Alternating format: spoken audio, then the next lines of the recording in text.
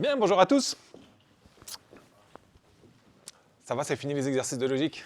Ça va.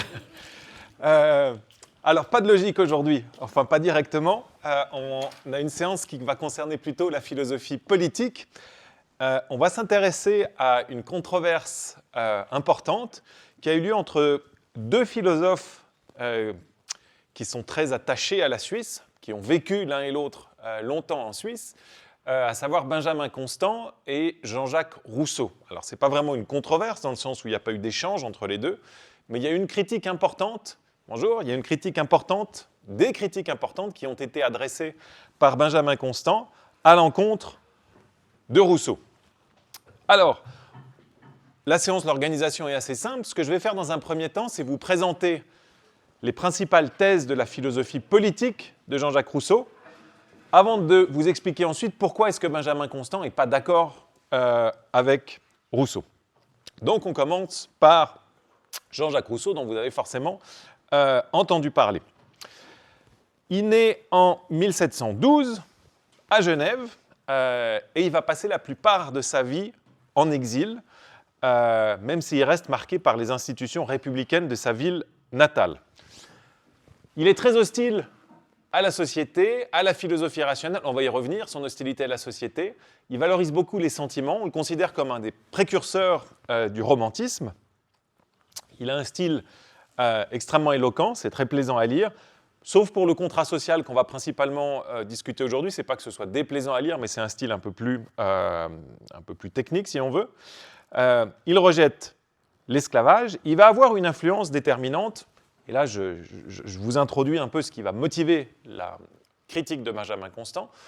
Il va avoir, sans le vouloir, nolens volens, une influence déterminante sur les meneurs de la Révolution française, et en particulier sur la terreur qui suit la Révolution, comme vous savez, en 1793, via Robespierre, et en particulier le disciple de Rousseau, qui est un rousseauiste extrémiste, si on veut, qui est l'abbé Gabriel Bonnet de Mably, qui va faire l'objet de critiques très vives de Constant.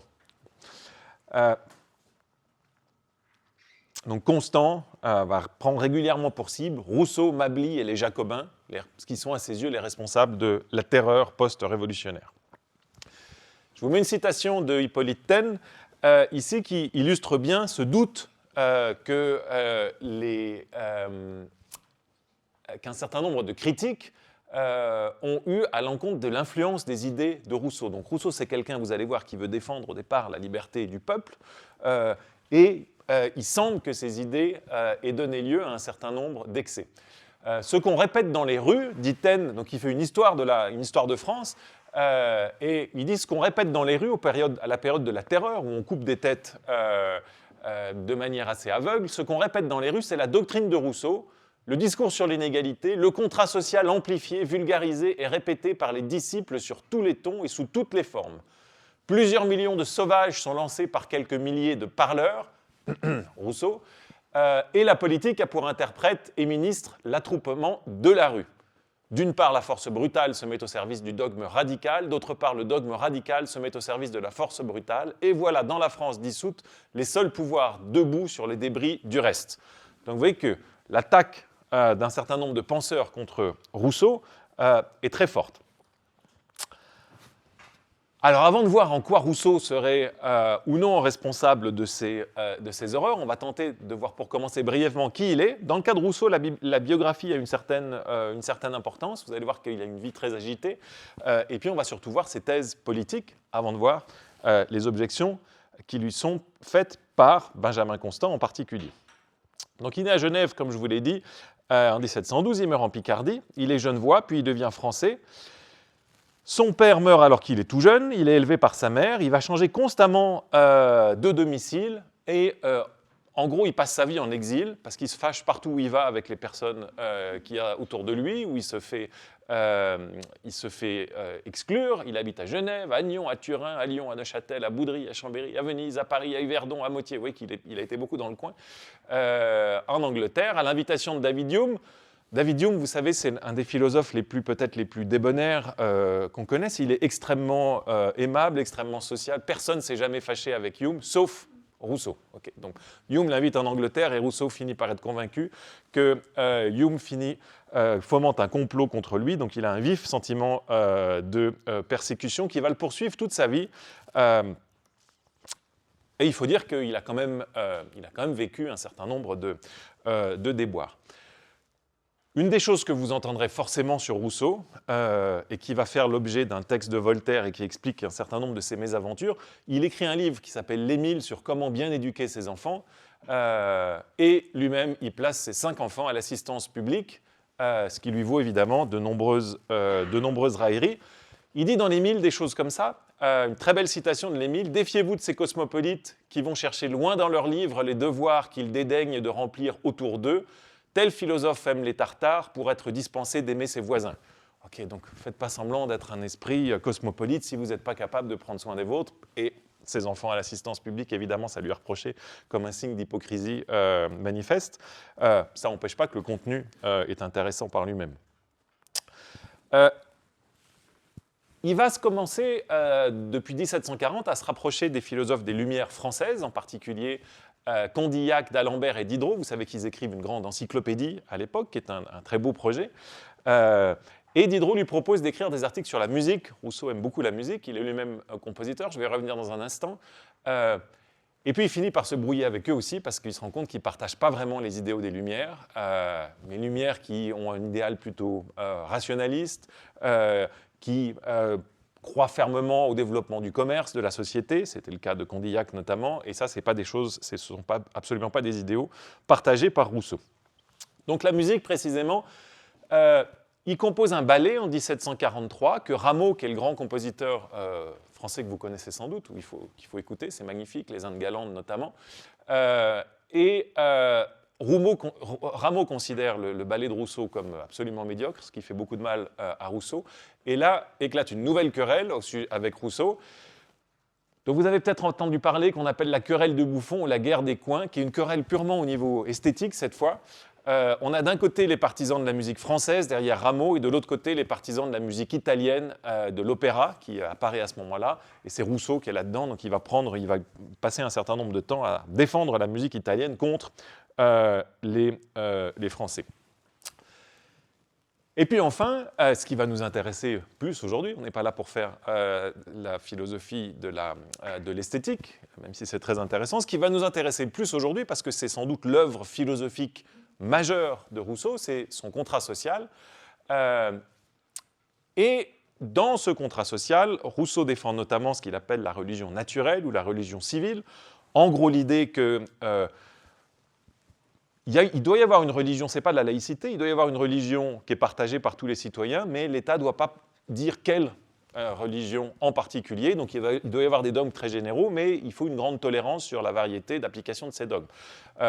Et à cette époque, Genève est une ville marquée par le calvinisme, et donc pour des raisons politiques et religieuses, il va renoncer à la citoyenneté genevoise en 1743, il va être chassé de Genève, et il va être en exil. Un des lieux d'exil que vous connaissez peut-être, ça c'est sa maison à Motier, c'est Motier. Donc il quitte Genève suite à la publication du contrat social qu'on brûle en place publique. Il se réfugie à Yverdon, il y a les autorités bernoises qui l'y chassent. Donc il se réfugie à Motier en 1764 sous la protection du roi de Prusse. Et c'est à ce moment-là que Voltaire rend public les faits qu'il ait mis ses enfants à l'assistance publique.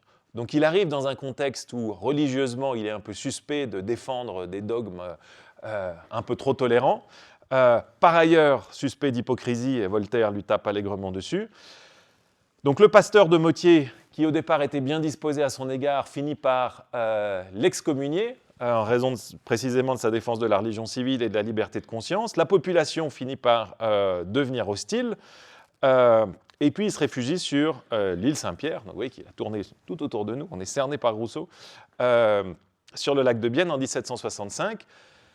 Il va dire qu'il a été, il y a des représentations de ça, qu'il a été lapidé à Motier, Et c'est là qu'on pense qu'il y a un certain complexe de persécution. Ce qui s'est sans doute passé, c'est qu'un soir, il y a quelques citoyens de Motier qui sont agacés par ses positions religieuses et peut-être ses attitudes vis-à-vis de ses enfants, sont passés devant sa maison et ont jeté des pierres sur la maison, ce qui est très désagréable, mais ce qui n'est pas exactement ce qu'on appelle une lapidation. Toujours est-il qu'il se réfugie sur l'île Saint-Pierre. Alors ça, vous voyez que c'est une vie assez... marqué par les conflits, marqué par l'exil, un sentiment de persécution important, et néanmoins une vie extrêmement riche en termes de production à la fois littéraire et philosophique. On ne va pas s'intéresser à ces écrits littéraires que vous avez peut-être étudiés pour ceux d'entre vous qui font des études de français notamment, Julie ou la Nouvelle Héloïse, Les Confessions, très célèbres, Les Rêveries du promeneur solitaire. Très bon écrivain qui décrit très bien ses sentiments intimes. C'est ces écrits philosophiques qui vont nous intéresser à partir de maintenant. Et là, vous voyez vous allez assez vite voir qu'il y a une ligne directrice très forte dans tous les écrits philosophiques de Rousseau. Premier écrit philosophique, 1750, Discours sur les sciences et les arts. C'est un discours que Rousseau écrit en réponse à un concours. À l'époque, on faisait des concours. Parfois, je trouve qu'on devrait refaire ça aujourd'hui, poser des questions, dire OK, le meilleur texte gagne. Le concours avait pour thème la chose suivante: si le rétablissement des sciences et des arts a contribué à épurer les mœurs. Okay, est-ce que c'est le cas que les sciences et les arts, qui à l'époque des Lumières reprennent le dessus, deviennent des choses essentielles? Est-ce que ça conduit à une amélioration morale? Qu'est-ce que répond Rousseau? Il répond non. Pour lui, ces sciences et ces arts, ces progrès, se sont faits au détriment de la moralité et de la vertu. C'est quelque chose une position qui lui vaut une grande célébrité, mais évidemment qui va l'éloigner beaucoup de Diderot et des philosophes des Lumières que je mentionnais précédemment, parce que pour eux, les sciences, les arts, c'est le grand apport des Lumières. Deuxième élément important dans les productions philosophiques de Jean-Jacques, comme on l'appelle, Discours sur l'origine et les fondements de l'inégalité parmi les hommes, ce qu'on appelle aussi le second discours, et là il soutient que, sans doute une thèse que vous avez déjà entendu parler, mise dans la bouche de Rousseau, que l'homme est naturellement bon et que l'injustice est introduite par la société. Okay. Et ça, c'est la ligne directrice constante de l'œuvre de Rousseau. La société corrompt, d'accord ? Naturellement, on est bon, et la société, c'est quelque chose qui introduit un certain nombre de vices. On va y revenir dans le détail dans un instant. Donc il y a Voltaire qui n'a jamais été très admiratif. On aurait pu faire une autre séance sur le controverse Voltaire-Rousseau. Mais Voltaire, ses critiques sont marquées par une certaine âpreté et sont peut-être moins profondes que celles de Constant. Toujours est-il que ce discours va rompre complètement, achever d'éloigner Rousseau des encyclopédistes et de ceux qui croient au progrès. Okay, vous voyez que vous avez d'un côté ceux qui croient que le renouveau des arts et des sciences, que le commerce, que les progrès en termes de liberté individuelle nous mettent sur la voie d'un progrès indéfini. Si vous lisez Condorcet, il est extrêmement optimiste sur il va y avoir tout un tas de production de richesses, diminution de la pauvreté, augmentation de l'éducation, etc. Pour Rousseau, ce n'est pas du tout la direction qu'on est en train de prendre. Donc évidemment, il est en tension avec ceux qui croient à ce discours très optimiste. Et puis enfin, 1762, son œuvre majeure, du contrat social, où il va soutenir que la loi doit être l'expression de la volonté générale, autrement dit la volonté du peuple, et que c'est cette souveraineté du peuple, on va revenir sur tous ces termes, qui constituent la société politique. Dernier ouvrage important en philosophie, Émile ou de l'éducation, où il critique notamment la religion établie. Alors, ce qui nous intéresse, nous, c'est principalement, même si je veux vous dire quelques mots de ses autres œuvres, son contrat social, parce que c'est lui qui va faire l'objet des critiques très vives de Benjamin Constant. Donc je vous l'ai dit, la ligne directrice de son œuvre, c'est l'idée que la société nous corrompt. Les hommes sont bons par nature, mais ils sont corrompus par la société. Okay. Comment est-ce que la société nous corrompt ?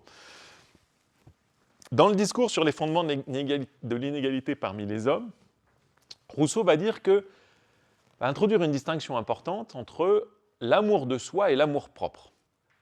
À l'état de nature, dit Rousseau, les hommes sont naturellement doués d'amour d'eux-mêmes. Ça veut dire quoi, cet amour d'eux-mêmes? C'est l'amour de soi.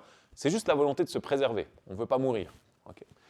Et puis, on a aussi une autre faculté à l'état de nature qui est très importante pour la morale de Rousseau, qui est la pitié. On est sensible à la souffrance d'autrui. Alors, on dit souvent, on met souvent dans la bouche de Rousseau l'idée qu'il a un idéal du bon sauvage. Okay,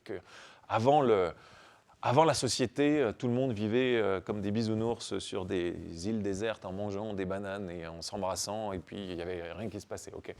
Ou plutôt plein de choses, que des choses positives qui se passaient. Alors, bon sauvage, ce n'est pas du tout une expression qui a été utilisée par Rousseau.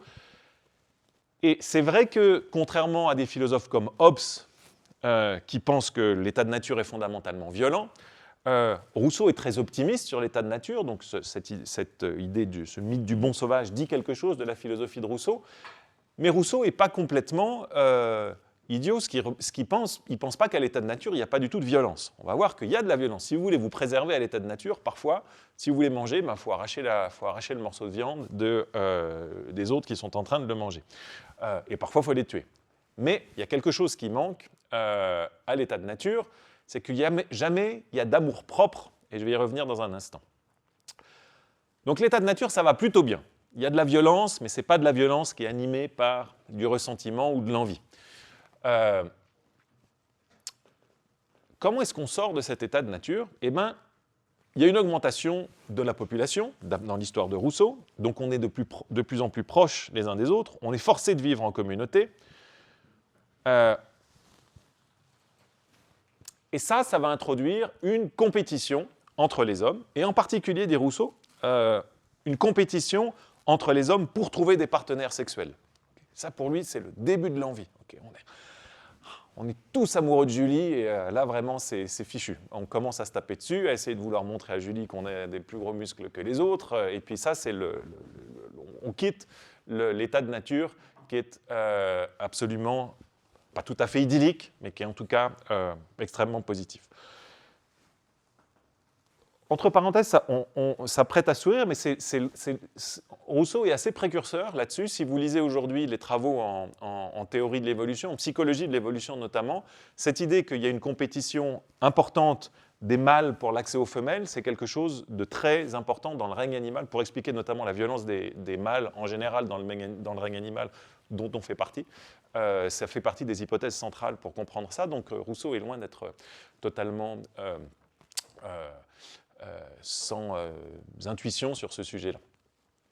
Donc ça c'est le premier aspect, mais l'autre aspect, c'est l'aspect complémentaire à ça, c'est qu'on se compare les uns aux autres. Okay, ça aussi c'est intéressant, c'est une idée que vous allez retrouver ensuite chez Nietzsche, chez Scheller. Chez Rousseau, vous avez déjà cette idée qu'il se passe quelque chose dans les relations sociales quand on se compare les uns aux autres plutôt que d'essayer d'accéder aux choses qu'on veut. Donc l'idée qu'il y a des relations d'envie, Scheller va parler de ressentiment, d'essayer d'être plus ou moins vertueux, vicieux que les autres. Tout ça, ça conduit au développement de ce que Rousseau appelle l'amour-propre. Et ça, c'est ce qui ne va pas, d'après lui, dans le développement de la société. L'amour-propre qui n'est pas la même chose que l'amour de soi-même. Je vais y revenir dans un instant. L'amour de soi, encore une fois, c'est la préservation. L'amour-propre, ça apparaît dès que vous vous comparez aux autres. Et ça va s'aggraver encore avec le fait que la société se développant, va apparaître un phénomène que Rousseau appelle la propriété privée. Et pour lui, ça aussi, c'est une source de nombreux maux. L'agriculture, la métallurgie, par ailleurs, les débuts de l'industrie, si vous voulez, fait que l'interdépendance entre les hommes est de plus en plus forte. Donc vous ne pouvez plus seul obtenir ce que vous voulez. Vous avez besoin du travail des autres. Si vous lisez des penseurs comme Adam Smith, qui va avoir une influence importante, qui aura enseigné d'ailleurs à Benjamin Constant, pour Adam Smith, à l'époque, ce qu'on appelle les Lumières écossaises, ce type d'interdépendance-là, c'est ce qui nous assure de la vie paisible en société. Okay, c'est parce qu'on a besoin des autres que finalement on va plus se taper dessus. C'est aussi pour ça, c'est parce qu'il y a un commerce international qu'il va y avoir de la paix. à l'arrivée. Si vous avez besoin du pays voisin pour obtenir, je ne sais pas quoi, de l'acier, ben vous n'avez pas intérêt à lui faire la guerre.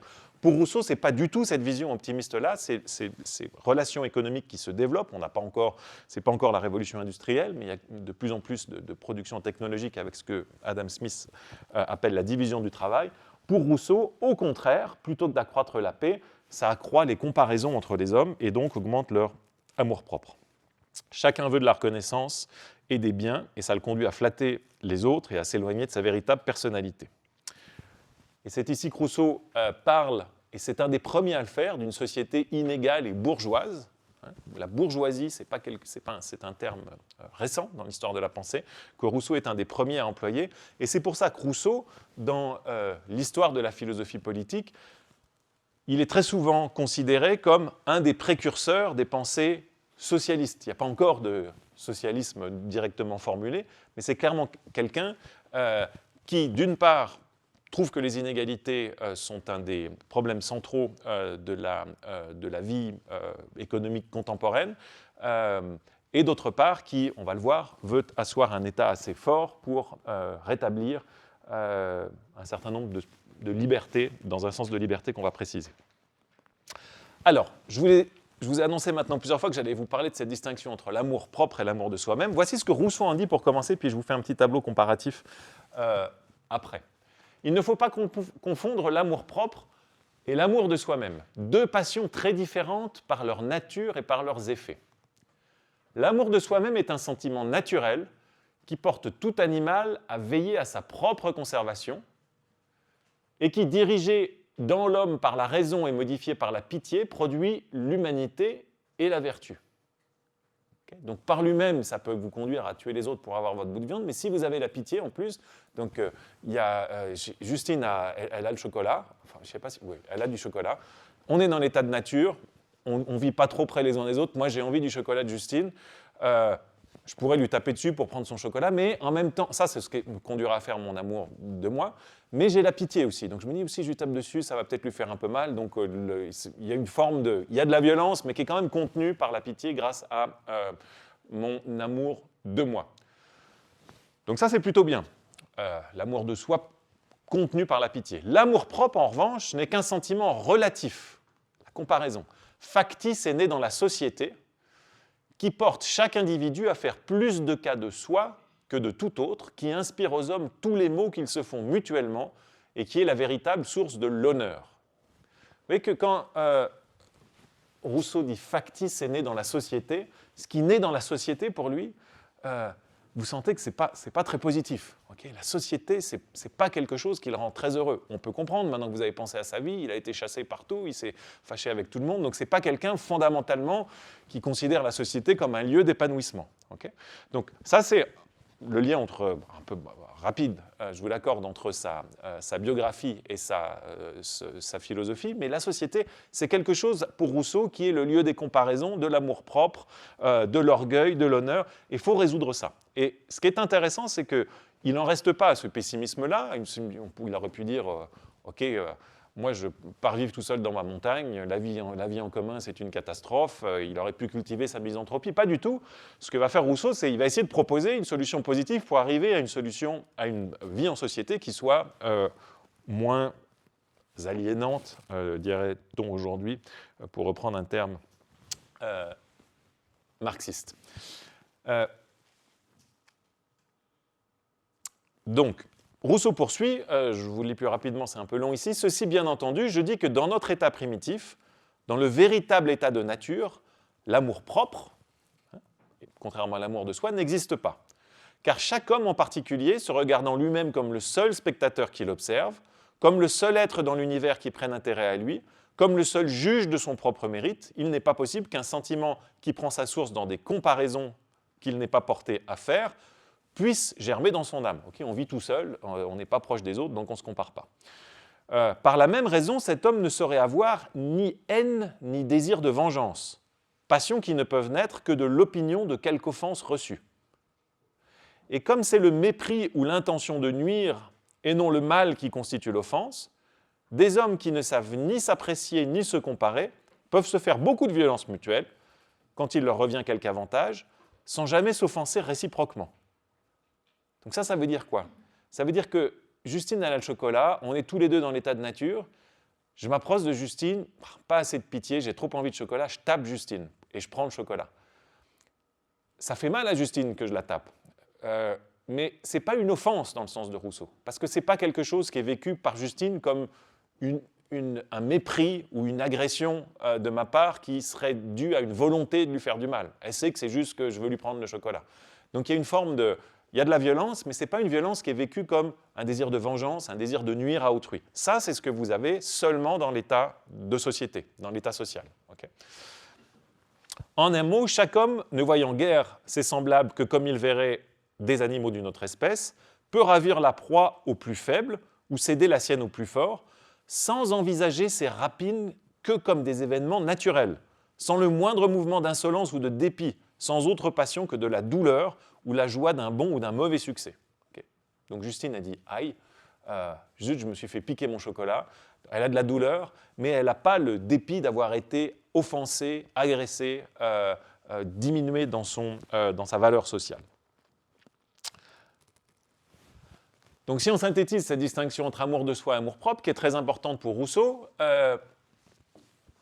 dans quelles conditions vous avez l'un et l'autre? Vous avez compris maintenant. L'amour de soi, c'est dans la condition naturelle. C'est un sentiment naturel. L'amour-propre, ça naît dans la société. Quelle est la finalité de l'amour de soi? C'est la préservation de soi. L'amour-propre, il a pour but de montrer sa supériorité aux autres. Il est essentiellement comparatif. La source de l'amour de soi, elle est dans l'individu seul. La source de l'amour-propre, elle est dans la comparaison entre les individus. L'amour de soi, qu'est-ce qu'il induit comme attitude par rapport aux autres? Une forme d'indifférence. Les autres, ils sont là autour, mais je ne les croise pas souvent. Au mieux, il faut que je leur tape dessus pour leur prendre à manger, mais ce n'est pas que j'ai une quelconque attitude négative vis-à-vis d'eux. Tandis que l'amour-propre, il induit un certain mépris par rapport aux autres. Quels sont les effets négatifs de l'un et de l'autre? L'amour de soi peut conduire à la violence, mais jamais à l'offense, tandis que l'amour-propre, ça génère de l'offense, parce que la personne que vous offensez, elle reconnaît votre intention de lui nuire, ce qui n'est pas le cas dans l'état de nature. Et puis il y a des effets positifs. L'amour de soi, une fois qu'il est dirigé par la pitié et par la raison, il peut conduire à la vertu et à l'humanité, alors que l'amour-propre, il n'y a pas d'effet positif. Okay. Donc le constat de Rousseau sur la vie en société, il est très négatif. On est là, nous. Et deuxième chose, on ne peut pas revenir à l'état de nature. Okay. Donc qu'est-ce qu'on fait pour améliorer les choses maintenant qu'on est dans cette situation sociale? Et c'est là où Rousseau va sortir son atout majeur. Son idée clé, c'est de dire, on va faire un contrat social. Je vais essayer de vous proposer une idée, une solution pour que notre vie en société, qui est aujourd'hui dans un état navrant, parcouru par l'amour-propre, s'améliore.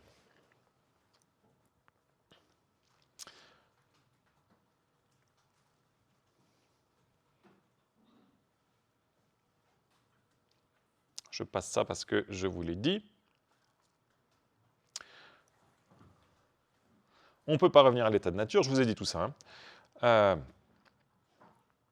Donc, ma solution, je vais vous proposer le contrat social. Qui commence par cette phrase ultra célèbre que je ne pouvais pas vous citer aujourd'hui. L'homme est né libre et partout il est dans les fers. Il est né libre, dans l'état de nature on est libre. Et partout aujourd'hui on est contraint par les autres, par la dépendance qu'on a vis-à-vis des autres, mais aussi par leur violence, leurs offenses à nos égards. Tel se croit le maître des autres, qui ne laisse pas d'être plus esclave qu'eux. Et tout le monde est en fait esclave les uns des autres. Comment ce changement s'est-il fait? Je l'ignore. Qu'est-ce qui peut le rendre légitime? Je crois pouvoir résoudre cette question. Okay. Donc je ne sais pas comment on en est arrivé là, mais comment est-ce que maintenant on peut faire pour que notre vie en société devienne légitime? Là, j'ai la solution. Okay. Donc constat très sombre, ça ne va pas, et proposition d'une solution. Et cette solution, ça va consister dans le contrat social. Alors, quel est le but de ce contrat social pour Rousseau? Le but, c'est un vieux but de philosophie politique. Pour ceux d'entre vous qui ont suivi l'introduction l'année dernière à la philosophie politique ou qui la suivront peut-être à l'avenir, c'est de réconcilier la liberté de l'individu avec l'autorité de l'État. Okay. Comment est-ce que l'individu peut être libre et l'État avoir de l'autorité? Et la manière dont Rousseau pose le problème est un peu plus originale. On veut d'une part, dit-il, que les individus reste libre, ce qui veut dire, dans la manière dont il exprime les choses, que les individus gardent leur force. Or, le pouvoir de l'État ne peut venir que des forces que nous, on leur donne, okay, qu'on donne à l'État. Donc, a priori, vous avez un rapport inverse entre la liberté des individus et le pouvoir de l'État. Plus vous donnez du pouvoir à l'État, moins vous en avez, vous. Okay. Ça, c'est la manière assez standard de voir les choses. Ça va être la manière, en gros, de Constant, et dont les libéraux voient les choses. Constant, c'est un libéral, alors que Rousseau n'est pas un libéral. Rousseau, lui, il veut une meilleure solution que ça. Il veut qu'on puisse trouver une solution dans laquelle on est non pas moins libre parce qu'il y a un État, mais encore plus libre parce qu'il y a un État, qu'on ne délègue pas notre pouvoir à l'État. À première vue, plus l'État est puissant, moins les individus sont libres, plus l'État confisque des forces aux individus, et Rousseau va proposer une solution à ça. Voici ce qu'il dit. Or, comme les hommes ne peuvent engendrer de nouvelles forces, mais seulement unir et diriger celles qui existent, ils n'ont plus d'autre moyen pour se conserver que de former par agrégation une somme de forces qui puisse l'emporter sur la résistance, de les mettre en jeu par un seul mobile et de les faire agir de concert. Cette somme de forces, donc tous ensemble, ne peut naître que du concours de plusieurs. Mais la force et la liberté de chaque étant les premiers instruments de sa conservation, comment les engagera-t-il sans se nuire et sans négliger les soins qu'il se doit? Cette difficulté ramenée à mon sujet peut s'énoncer en ces termes. Okay, donc, on est à l'état de nature, on a besoin de nos forces pour se trouver à manger.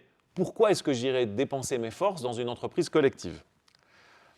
Le problème, dit Rousseau, c'est donc ce qu'il met là en gras, enfin ce que je mets en gras mais qui met entre guillemets, trouver une forme d'association qui défende et protège toute la force commune, de toute la force commune, la personne et les biens de chaque associé, et par laquelle chacun s'unissant à tous n'obéisse pourtant qu'à lui-même et reste aussi libre qu'auparavant.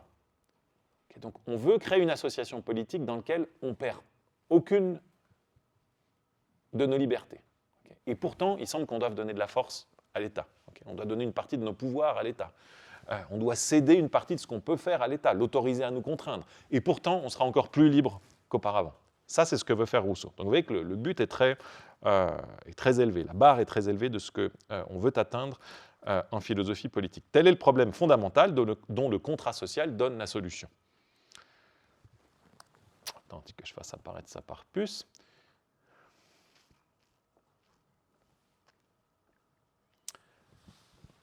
Alors, qu'est-ce que c'est que la solution? Eh bien, c'est ce que Rousseau va appeler la volonté générale, qui est le concept central de la philosophie politique de Rousseau, qui a fait couler beaucoup d'encre et qui va être la cible principale de Benjamin Constant. Mais avant de voir ce qui peut-être ne va pas avec ce concept, essayons de le comprendre. Qu'est-ce que c'est que le contrat social? Eh bien, c'est un contrat qui a une clause unique, dit Rousseau. C'est l'aliénation totale de chaque associé avec tous ses droits à toute la communauté. Okay. Donc on se demandait comment est-ce qu'on allait être libre en cédant des droits à l'État. Notre réflexe, c'est de dire on va donner quelques droits à l'État, mais on va quand même en garder. Eh bien, Rousseau dit non, il faut tout donner à la communauté. Il faut s'aliéner totalement à la communauté. Et c'est comme ça que vous allez être libre.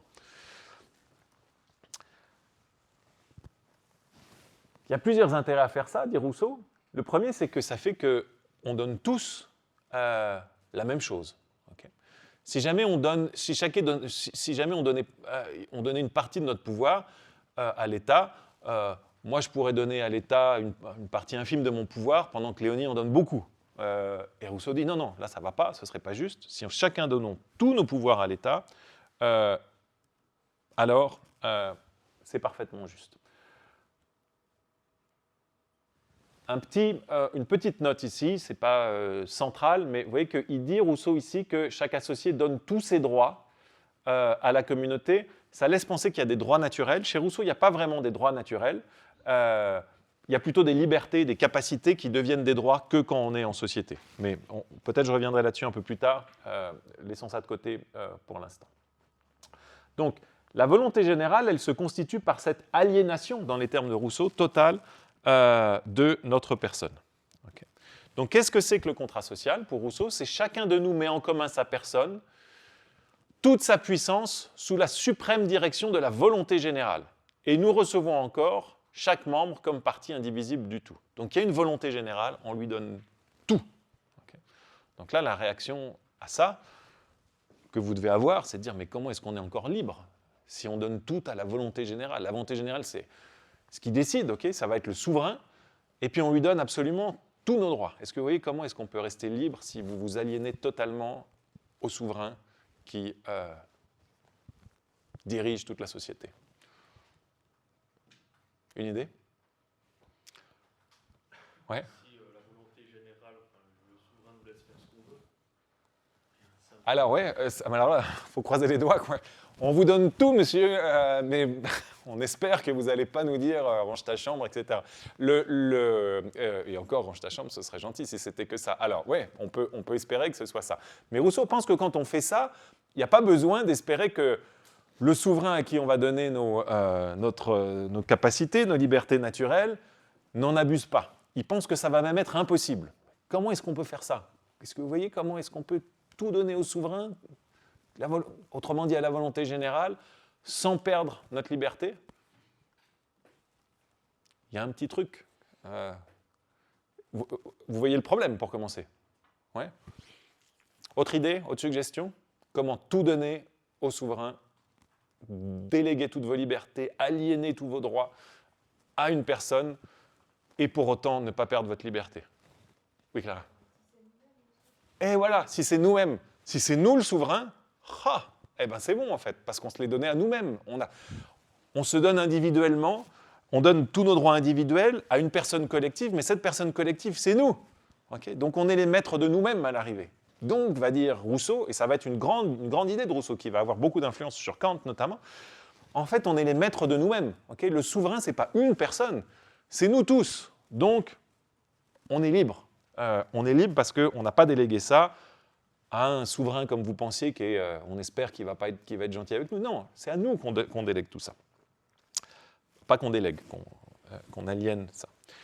Ce que l'homme perd par le contrat social, c'est sa liberté naturelle et un droit illimité à tout ce qui le tente et qu'il peut atteindre. Ok, il perd ça. Mais ce qu'il gagne, c'est la liberté civile et la propriété de tout ce qu'il possède. Il faut bien comprendre ça, vous voyez qu'il y a une opposition d'une part entre liberté naturelle et liberté civile ici, et d'autre part entre possession, on va voir, et propriété. Pour ne pas se tromper dans ces compensations, poursuit Rousseau, il faut bien distinguer la liberté naturelle, qui n'a pour borne que les forces de l'individu, de la liberté civile, qui est limitée par la volonté générale. Okay, donc naturellement, vous pouvez faire tout ce que vous voulez tant que vous avez la force de le faire. Ça, c'est la liberté naturelle. Mais la liberté civile, ce qui vous limite, ce n'est pas vos capacités, c'est la volonté générale. Donc si généralement on dit, la volonté générale dit c'est interdit de marcher sur la pelouse, ça vous limite. Mais vous n'êtes plus limité dans vos forces parce que vous avez mis toutes vos forces en commun. Et puis de l'autre côté, il faut distinguer la possession, qui n'est que l'effet de la force ou du droit du premier occupant, de la propriété, qui ne peut être fondée que sur un titre positif. Alors ça, c'est une distinction très importante que reprend Kant également et beaucoup d'autres, qui est de dire qu'est-ce que c'est que la possession? C'est ce que vous avez à l'état de nature. Donc vous êtes le premier, c'est Justine qui s'accroche à son morceau de chocolat. Ça, c'est la possession. Okay, mais elle n'a pas le droit dans l'état de nature à son morceau de chocolat. Donc si moi je tire plus fort, c'est moi qui possède le morceau de chocolat maintenant. La possession, c'est juste la capacité d'user d'un objet. Okay, et puis c'est le plus fort qui possède à ce moment-là. Si je vole le vélo de Léonie, je ne deviens pas propriétaire du vélo de Léonie, mais j'en ai la possession parce que maintenant je peux l'utiliser. La propriété, c'est quelque chose qui est d'ordre légal, qui vous donne le droit d'utiliser ce que vous avez. D'accord ? Et la propriété, elle vient qu'avec la société. Okay ? Elle vient qu'avec la société, la bonne société que Rousseau est en train d'établir maintenant avec son contrat social. Vous voyez que la notion de société qui vient maintenant, ce n'est plus une société qui nous corrompt, mais c'est une société positive où vous avez une liberté civile, qui n'est plus la liberté naturelle, et vous avez la propriété, le droit de faire ce que vous voulez de ce qui est à vous, qui n'est pas la possession.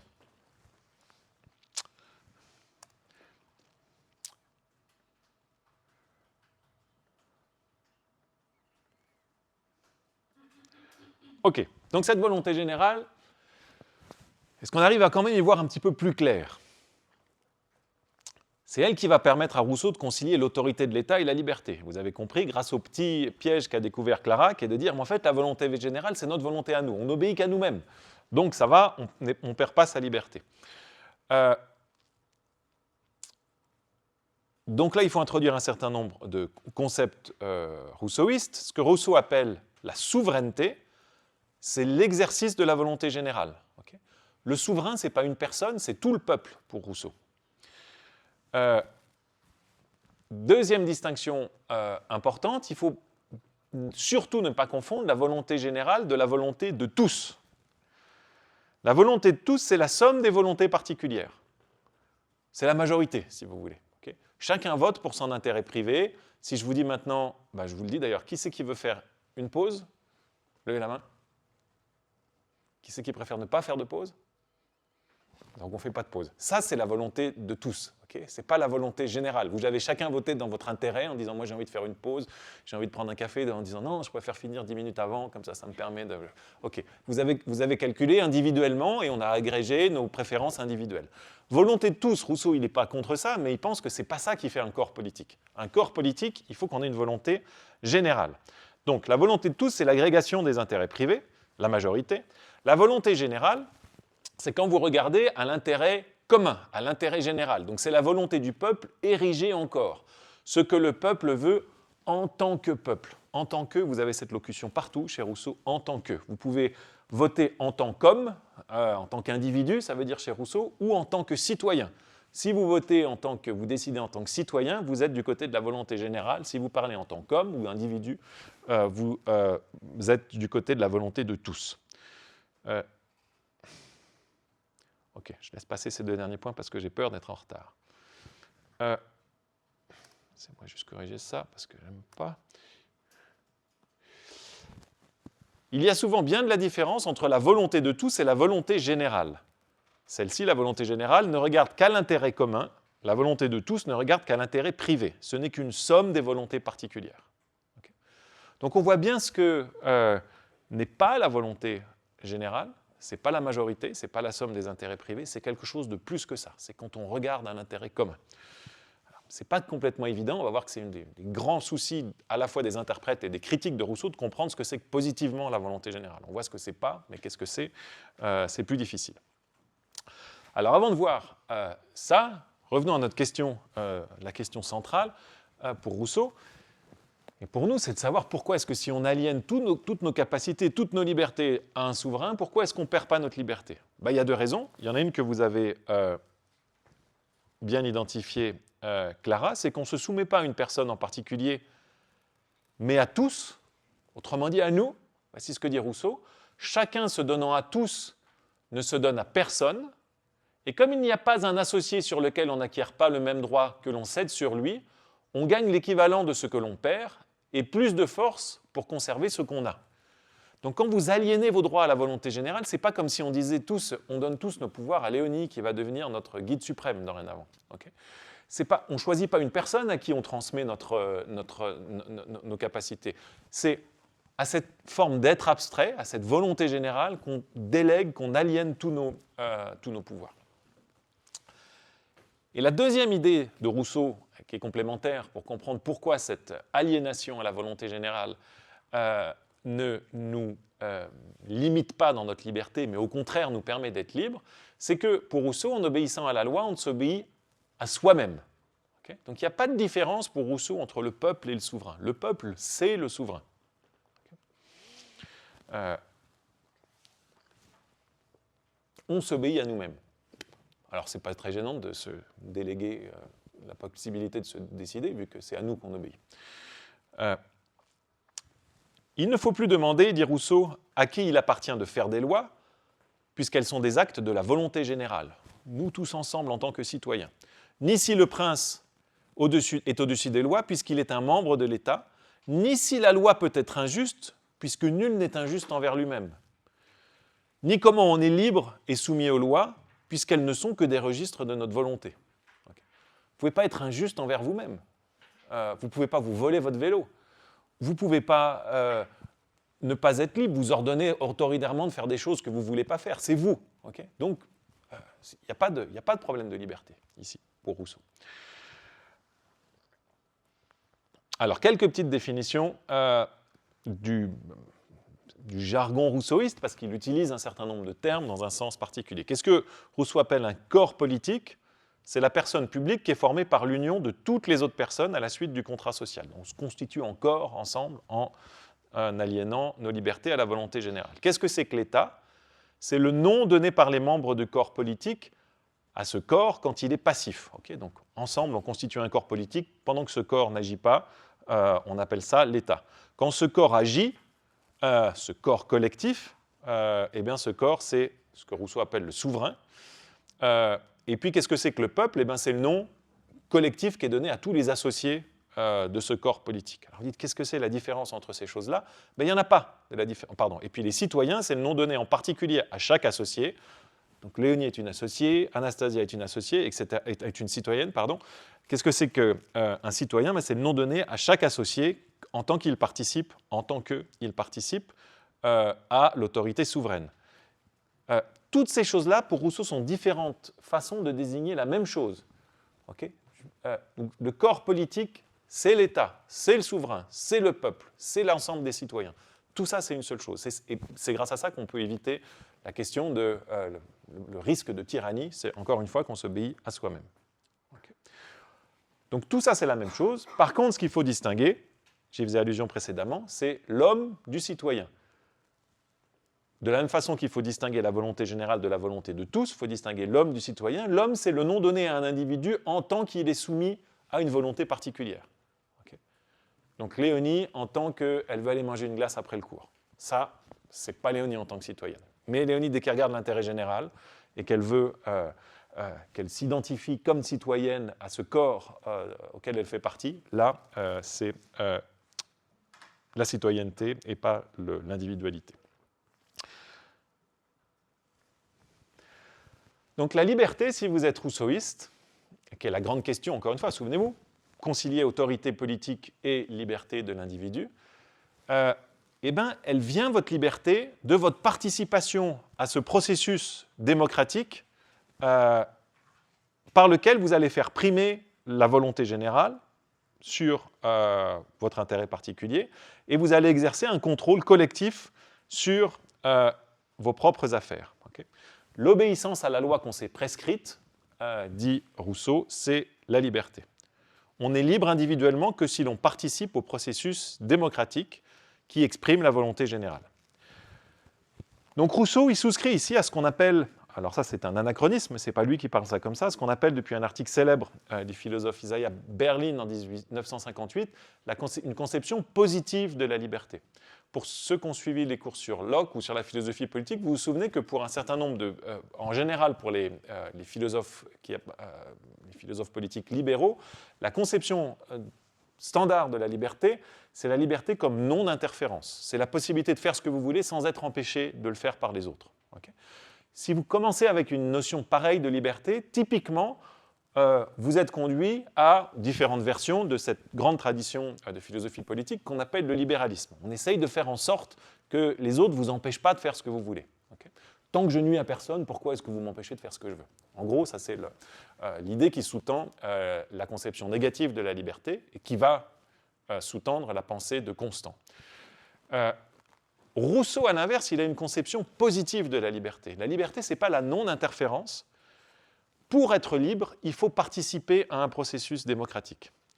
Alors, il y a différentes conceptions positives de la liberté, mais c'est un peu ce type de conception républicaine de la liberté qu'a Rousseau. Un défenseur de ce type de philosophe contemporain, un défenseur de cette conception aujourd'hui, c'est par exemple Philippe Petit. Vous êtes d'autant plus libre comme citoyen que vous pouvez participer à la décision collective. Okay. Donc, Rousseau, il voit avec une certaine nostalgie les cités de la Grèce ancienne, comme Athènes, où vous avez, qui sont des petites cités, c'est ce qu'il voulait faire pour Genève, qui sont des petites cités suffisamment petites pour que chaque citoyen participe activement à la vie démocratique, à la délibération, et dise voici ce qu'il faut faire, voici ce qu'on doit faire, c'est la manière de s'organiser maintenant, voici tel type de mesure d'organisation qu'on pourrait proposer. Donc si vous prenez parti dans ce processus démocratique, vous êtes libre. Okay.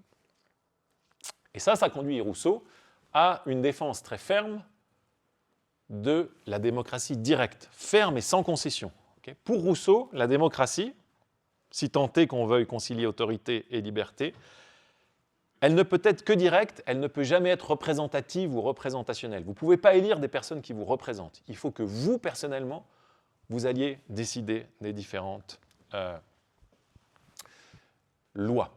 La souveraineté ne peut être représentée par la même raison qu'elle ne peut être aliénée.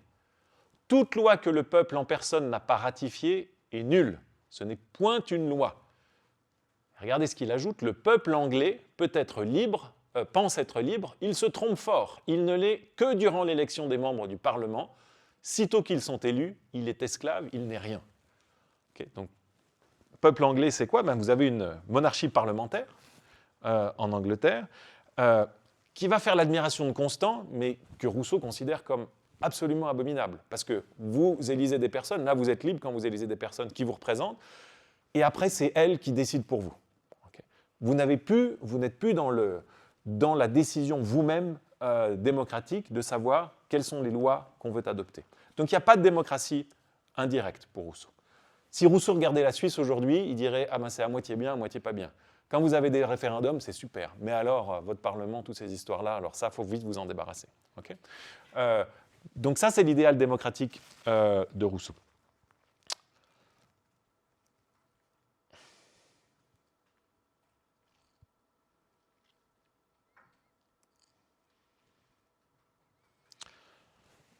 Alors comment on fait concrètement? Rousseau est un peu plus évasif sur cette question. Mais en tout cas, il donne un certain nombre de recommandations. Il pense que quand on vote, il faut chercher toujours à s'approcher de l'unanimité, dans ces cas de vote sur la démocratie directe. Et surtout, il pense que quand on vote, il faut que chacun de nous ait en tête l'intérêt général.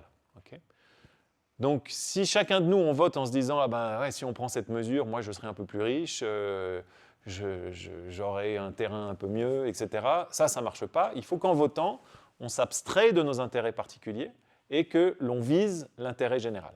Et ça conduit Rousseau à penser qu'il faut interdire les partis politiques, les groupes d'intérêt, et faire en sorte que chaque citoyen se décide seul, parce que vous voyez que là revient l'idée que la société corrompt. Si on est plusieurs, on peut se mettre ensemble avec Léonie en disant écoute, nous on aime bien faire du vélo, peut-être si on demandait des pistes cyclables, ça passerait, et puis voilà, un petit groupe d'intérêt. Okay.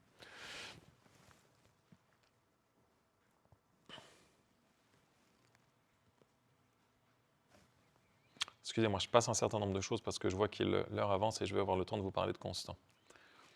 Bien, dernière chose importante sur Rousseau, et c'est là où vous allez commencer à entrevoir les possibles dérives autoritaires du système de Rousseau, c'est qu'est-ce qui se passe si vous n'êtes pas d'accord avec la volonté générale, en tant qu'homme, okay, et pas en tant que citoyen. La volonté générale décide quelque chose avec... je ne sais pas, Guillaume est absolument fan de foot, il arrive à convaincre tout le monde qu'il faut mettre tout l'argent du contribuable dans la construction d'un nouveau stade. Donc c'est la volonté générale, tout le monde est convaincu, on pense que c'est l'intérêt commun, sauf Léonie qui déteste le foot et qui ne comprend pas pourquoi l'argent de ce qu'elle gagne devrait être dédié à la construction d'un stade de foot. Qu'est-ce qu'on fait avec Léonie dans ce cas-là? Vous savez ce que répond Rousseau à ça? On va la forcer à être libre. Parce que Léonie, malgré elle, elle ne voit pas que la volonté générale, autrement dit que sa volonté de citoyenne, c'est d'aimer le foot. Okay, en tant qu'homme, elle aime, en tant qu'homme avec un grand H, en tant qu'homme, elle n'aime pas le foot. Mais en tant que citoyenne, elle aime le foot. Elle ne s'en rend pas compte. Donc, forçons-la à être libre. Okay, donc, comme citoyen, forcément, vous endossez la volonté générale. Vous vous identifiez à l'intérêt commun. Mais comme homme, plutôt que comme citoyen, vous poursuivez votre intérêt particulier. Et c'est ce que fait Léonie ici. Et qu'est-ce qui se passe dans ces cas-là? Quiconque refusera d'obéir à la volonté générale, il sera contraint par tout le corps, ce qui ne signifie autre chose sinon qu'on le forcera d'être libre. Car telle est la condition qui, donnant chaque citoyen à la patrie, le garantit de toute dépendance personnelle.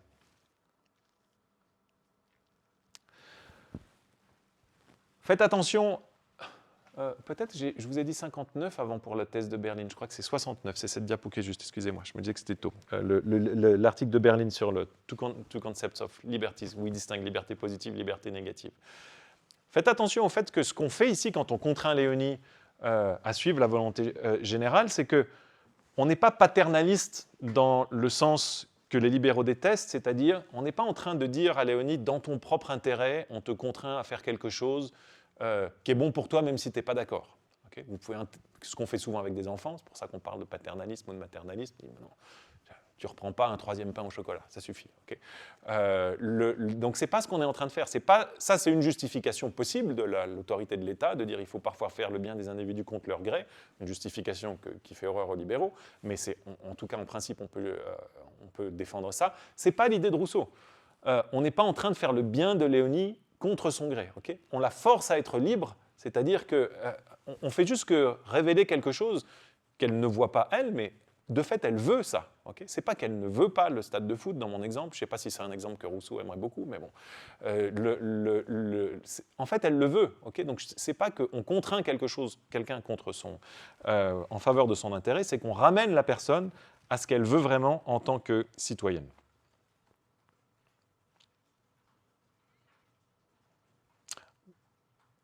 Bien. Il me reste 35 minutes pour vous parler de Rousseau, mais je dois encore quand même vous dire ça. Donc, de Constant. Ça va être un peu plus rapide sur Constant, parce que c'est important d'avoir les fondamentaux de la théorie politique de Rousseau pour comprendre la critique de Constant.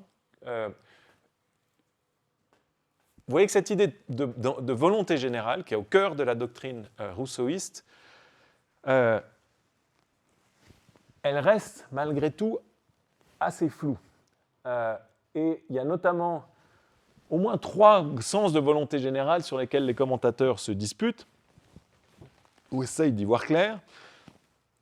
Qu'est-ce que c'est que la volonté générale? On peut se dire c'est ce que les citoyens décident en assemblée souveraine et démocratique. Si c'est ça, c'est assez simple, on se réunit ensemble, on discute, on vote, comme on imagine que les citoyens athéniens faisaient, comme on fait encore dans certains villages suisses, et on peut se dire, ça, c'est ça la volonté générale. C'est ce qui résulte de ces délibérations collectives.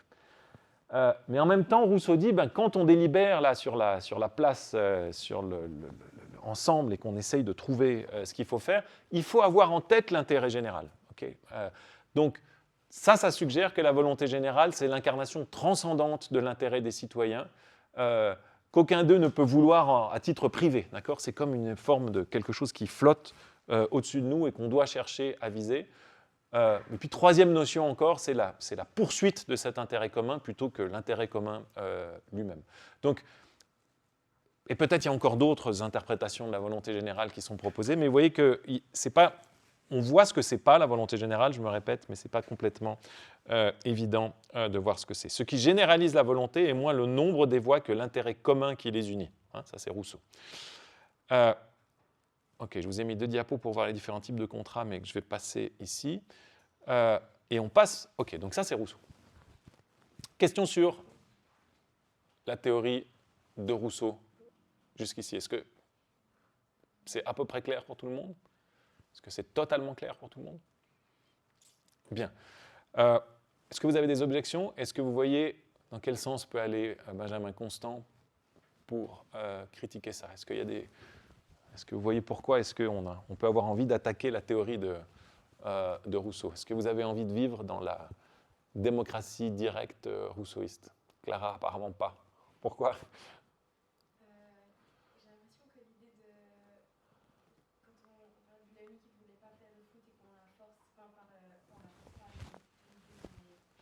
on dit que c'est pour le bien général, mais ça contredit un peu sa théorie parce que c'est du coup de nouveau un groupe qui dit qu'il faudrait mieux suivre l'idée du groupe que soi-même, donc c'est de nouveau une forme de société, même si, je sais pas. Ouais. Vous avez mis le doigt sur ça va être la première grande critique de Constant, que j'anticipe maintenant, c'est de dire, à l'arrivée, il y a toujours un groupe. C'est pas parce qu'on dit que Léonie, elle fait partie du tout, qu'à l'arrivée, elle n'est pas contrainte comme individu. Okay, donc Léonie, on est en train de lui dire, non, mais comme citoyenne, ne vous inquiétez pas, vous êtes pas contrainte, Léonie. Puis Léonie, elle va dire, ouais, mais comme individu, je suis quand même bien contrainte de faire quelque chose que je n'ai pas envie de faire. Puis là, j'ai pris un exemple assez léger, mais si prenez des cas où on est tous d'accord pour que ce soit Léonie qui paye l'addition au restaurant. Bon, Léonie, elle n'est pas d'accord, mais on est tous d'accord. Ok, ça devient un petit peu... et puis, mais comme citoyenne, vous êtes d'accord, Léonie? Non, ça va. Donc, on a l'impression qu'il y a une forme de tyrannie de la majorité, et ça va être l'objection numéro 1 à Rousseau, de dire, de Constant notamment, mais pas seulement, de dire, c'est très bien d'avoir une majorité, une volonté générale, mais il faut aussi protéger l'individu, ok? Il faut mettre des garde-fous, c'est pas parce qu'une majorité veut quelque chose qu'il ne faut pas qu'il y ait des droits individuels qui soient protégés. Et ça, vous êtes au cœur ici de l'intuition libérale anti-rousseauiste, de la peur de ce collectivisme qui est induit par la position de Rousseau. Alors, vous avez en gros l'essentiel de la critique ici, mais vous allez voir que dans les détails, c'est très intéressant. Alors, Constant, il est né à Lausanne, pas loin de lui non plus, c'est un homme politique, philosophe et romancier. De famille huguenote, il est réfugié en Suisse après l'idée de Nantes, comme beaucoup. Ça a été un des facteurs de la productivité, de la prospérité suisse, à Bâle notamment. Il vit entre la France, la Suisse et le Royaume-Uni. Il va notamment étudier en Écosse. Il y a les Lumières écossaises que vous connaissez peut-être, qui sont un peu différentes. C'est Adam Smith notamment, Ferguson et d'autres, qui sont des penseurs des Lumières, qui mettent moins l'accent sur l'autorité de l'État et la raison, et plutôt sur le développement du commerce notamment, dans les progrès en cours et à venir. Il a une relation, il va avoir un enfant et une relation orageuse avec Germaine de Stel, que vous connaissez sûrement, qui habitait à Coppet, au château de Coppet, où il a vécu lui aussi. Il la demande en mariage, elle refuse. Les deux sont très opposés. Elle en particulier, elle est célèbre pour ça, pour s'être opposée à Napoléon Bonaparte. Et puis donc au château de Coppet, ils vont fonder un cercle de réflexion libéral. Il y a encore aujourd'hui, on trouve en ligne un institut Coppet qui poursuit ce cercle de réflexion libérale des Lumières de l'époque. Okay. Ces écrits politiques, je ne vous les mentionne pas tous qu'on avance, mais le plus célèbre, c'est celui-ci de la liberté des anciens comparée à celle des modernes. Il critique Rousseau dans les deux premiers aussi, et dans le dernier, mais ça c'est le texte le plus célèbre de Benjamin Constant. Constant ne déteste pas Rousseau. Il a un rapport ambivalent avec lui. Il trouve souvent les idées intéressantes, mais aussi il le trouve parfois contradictoire. Dans la manière dont il présente Rousseau, il dit qu'il y a deux principes chez Rousseau, le premier et le deuxième. J'accepte le premier, mais je refuse le deuxième. Qu'est-ce que c'est que le premier principe? C'est l'idée que l'autorité politique ne peut être légitimée que par la volonté générale. Ça, Constant dit « Ah, je suis d'accord avec ça, très bonne idée ». Mais en fait, il n'est pas d'accord avec ça. Même ce avec quoi il pense être d'accord, il n'est pas d'accord. Parce que ce qu'il entend par volonté générale, quand il dit ça, ce n'est pas la volonté générale de Rousseau, c'est plutôt la volonté de tous. Okay, donc c'est un démocrate, il pense que l'autorité politique doit être élue au suffrage majoritaire, et c'est ça que défend Constant, plutôt que cette idée de volonté générale qui dirait qu'on partage tous une même conception du bien commun. Voici ce qu'il dit. « Si vous supposez le pouvoir du petit nombre sanctionné par l'assentiment de tous, ce pouvoir devient alors la volonté générale. La théocratie, la royauté, l'aristocratie, lorsqu'elles dominent les esprits, sont la volonté générale. »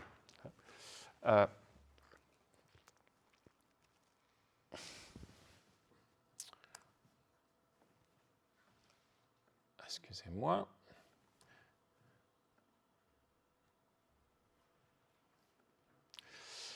Différence d'attitude par rapport à la société moderne. Constant, lui, il admire beaucoup cette société moderne. Il n'a pas quitté le navire des Lumières. Il admire notamment le commerce. Il pense qu'on est sur la voie d'un grand progrès, qu'il faut encourager ça, continuer la défense des libertés politiques, la défense des libertés commerciales, la défense des libertés religieuses, auxquelles Rousseau souscrivait en partie. Et puis, comme je vous disais tout à l'heure, il pense que le commerce international, c'est quelque chose qui non seulement va assurer la paix, mais aussi l'ouverture des esprits. On va se confronter à d'autres nations, et c'est une très bonne chose à ses yeux. Donc son idée générale, c'est que si on fait du Rousseau, on va arriver dans une situation tyrannique. Et pourquoi est-ce que Constant pense ça? D'abord parce qu'il a vu la terreur. Okay, il a vu les rues ensanglantées de Paris et il a vu ceux qui faisaient ça en se revendiquant de Rousseau. Donc il essaye de voir qu'est-ce qui a conduit dans la doctrine de Rousseau à ça. Et il va avoir 3 principales objections à Rousseau, par lesquelles on va voir maintenant.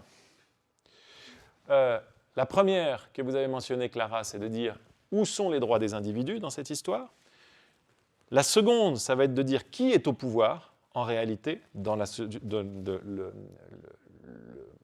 système de Rousseau. De facto, va dire Constant, le pouvoir, il est donné à un petit nombre et pas à tous. On n'est pas tous dépositaires du pouvoir.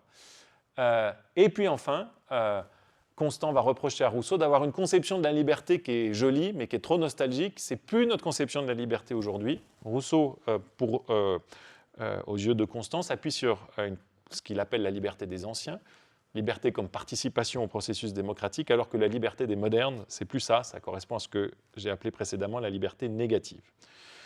Alors on commence par le droit des individus.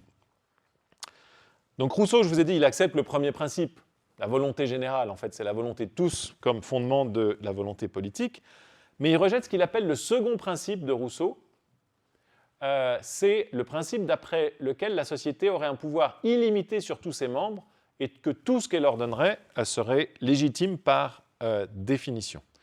Et là, l'idée de Rousseau, et c'est exactement ce que vous venez de dire, Clara, c'est que ce n'est pas parce qu'il y a une majorité que la majorité peut s'imposer à la minorité. Okay ? Il y a des droits naturels, des droits présociaux des individus. Ça, c'est la grande tradition libérale des droits naturels. On appelle les droits de l'homme naissent de ça. Et aucune majorité ne peut bousculer les droits individuels. Il faut des garde-fous, autrement dit, à l'autorité du souverain, même si ce souverain est démocratiquement élu. Et ce garde-fou consiste, pour Constant notamment, à défendre les droits et à distinguer clairement la sphère privée de la sphère publique en disant l'État ne peut pas intervenir dans la sphère privée.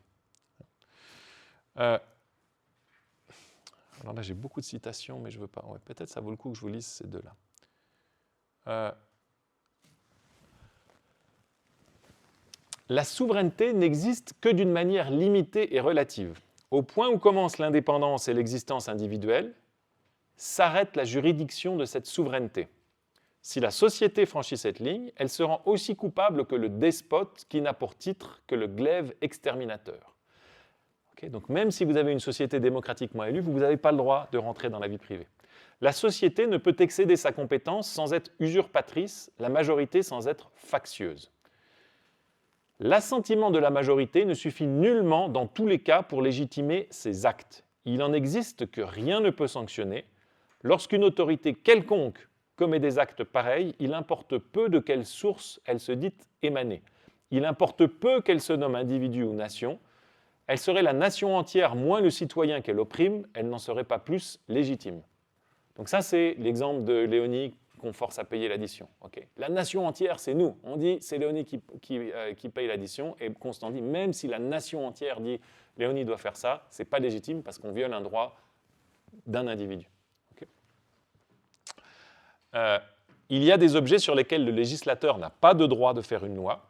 En d'autres termes, que la souveraineté est limitée et qu'il y a des volontés que ni le peuple ni les délégués n'ont le droit d'avoir. Pour Rousseau, la volonté générale, elle est illimitée. Ça vient du peuple. C'est nous qui nous donnons des lois à nous-mêmes.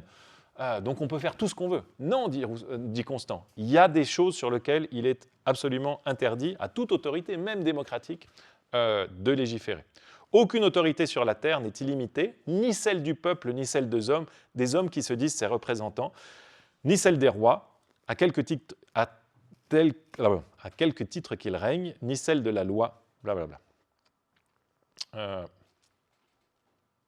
Et je termine juste par le dernier passage en gras. Les citoyens possèdent des droits individuels, indépendants de toute autorité sociale ou politique, et toute autorité qui viole ces droits devient illégitime. Les droits des citoyens sont la liberté individuelle, la liberté religieuse, la liberté d'opinion, dans laquelle est comprise sa publicité, la jouissance de la propriété, la garantie contre tout arbitraire. Aucune autorité ne peut porter atteinte à ses droits. Okay. Donc quand on dit à Léonie, c'est à toi de payer le repas, on porte atteinte à son droit de propriété. Et de la même façon, si on est tous d'accord pour que dorénavant, Léonie aille à la messe tous les dimanches, ben on ne peut pas faire ça, parce qu'on force Léonie à faire quelque chose qui porte atteinte à sa liberté religieuse. Okay. Bien, donc ça c'est la première réponse de Constant à Rousseau, et vous pouvez vous dire, enfin, d'un côté on a envie de se dire il a visé juste, mais d'un autre côté on peut se dire que répondrait Rousseau à ça? Est-ce que vous voyez, comment est-ce que Rousseau répondrait à ce type d'argument qui est de dire oui mais il y a des droits des individus, la volonté générale ne peut pas aller contre Guillaume? Je pourrais dire que de telles exactions en fait correspondent jamais à la volonté générale et que peut-être la majorité peut se tromper sur l'intérêt général quelque part. Alors ça, c'est une solution, c'est de dire dans ces cas-là, c'est la volonté de tous qu'on a en fait. On a juste une volonté majoritaire de construire un match de foot ou que Léonie paye l'addition, mais ce n'est pas vraiment la volonté générale. Parce que quand on a pris ces décisions-là, on ne regardait pas le bien commun, mais on regardait plutôt nos intérêts particuliers. Ah chouette, je ne vais pas payer le repas. Ah chouette, je vais pouvoir aller regarder des matchs de foot en forçant les autres à contribuer à mes loisirs, etc. Donc ça, c'est une réponse possible de Rousseau. Alors, si Rousseau fait cette réponse-là, la charge devient encore plus importante pour lui de définir ce que c'est que la volonté générale. Okay, parce que si à chaque fois que ça tourne mal, il dit c'est pas de la volonté générale, ça devient très difficile de mettre le doigt sur comment ça se passe concrètement la volonté générale, qu'est-ce que c'est qu'avoir les yeux sur le bien commun plutôt que chacun de nos biens individuels. Donc vous avez raison, c'est une réponse de Rousseau. Une autre réponse de Rousseau, c'est de répéter son histoire, c'est de dire mais non, le peuple ne fait que se contraindre lui-même. Le souverain, c'est le peuple. Donc en fait, on n'a pas contraint Léonie dans cette histoire. On ne peut être son propre tyran. Vous avez oublié, pourrait-il dire à Constant, le cœur de ma théorie. On se contraint nous-mêmes. Donc, ce n'est pas de la tyrannie. Le tyran, il contraint les autres. Okay, c'est moi qui vous force tous. Là, on n'est qu'en train de se contraindre nous-mêmes. Comment est-ce que Constant critique ça? Il met le doigt sur un point important. Il dit dans la pratique, le souverain et le peuple ne peuvent être identiques. Souvenez-vous que pour Rousseau, le souverain et le peuple, c'est juste deux noms différents de la même chose. Okay, Constant dit, oui, c'est peut-être gentil à Athènes et encore, juste nous ensemble, on est quoi, 25 dans cette salle, on n'arrive pas à décider à l'unanimité pour savoir si on fait une pause ou si on ne fait pas de pause, okay, pour un truc aussi anodin. Donc en général, celui qui décide, que ce soit la majorité ou que ce soit qu'une seule personne, ce n'est pas la même chose que tout le monde. Hein. Donc fatalement, il va y avoir une distinction entre les deux. Ça, c'est le deuxième point central, l'argument central de Constant. Il veut dire, à partir du moment où le souverain, celui qui décide, ce n'est pas la même chose que le peuple, la question de savoir comment limiter le pouvoir du souverain, on ne peut pas l'éviter. Rousseau dit, il n'y a pas besoin de le limiter, c'est la même chose que le peuple. Mais dans les faits, vu qu'ils ne seront jamais les mêmes, Constant dit, il faut le limiter. Pourquoi? Comment? Par la défense des droits individuels. Okay. Donc la seconde critique de Constant, c'est de dire à Rousseau, tu as fait passer sous le tapis la question de qui sont les vrais détenteurs du pouvoir. Pour Constant, contrairement à Rousseau, les détenteurs du pouvoir ne sont pas, dans la pratique, identiques au peuple. Ce que Rousseau appelle le souverain, ce qui est identique à nous tous, qui délibérons collectivement en ayant en tête l'intérêt commun, c'est une abstraction, et c'est la raison pour laquelle il faut limiter le pouvoir du souverain. Un petit point, alors c'est un penseur intéressant, Constant, je ne voulais pas mentionner, mais il a une autre de ses cibles favorites, c'est Kant, et notamment, Kant